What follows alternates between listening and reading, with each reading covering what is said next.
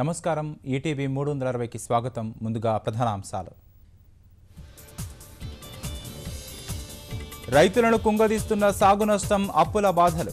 మనస్తాపంతో ముగ్గురు అన్నదాతల బలవన్మరణం. కల్తీ కల్లు దొరక్క బానిసల విచిత్ర ప్రవర్తన. ముగ్గురు మృతి, ఆసుపత్రుల్లో చేరిన వందల మంది.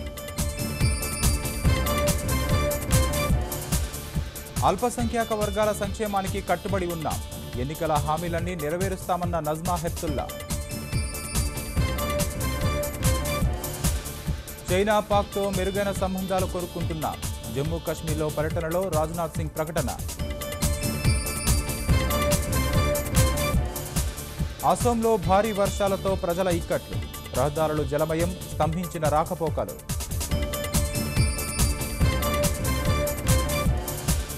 మధ్యప్రదేశ్లో రహదారి నిర్మాణ పనుల్లో దారుణం.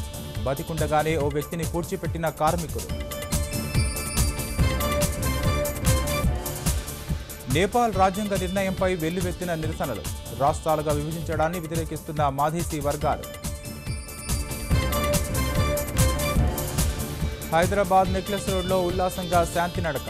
ప్రపంచవ్యాప్తంగా శాంతి సౌభ్రాతృత్వం వెల్లివిరియాలని ఆకాంక్ష.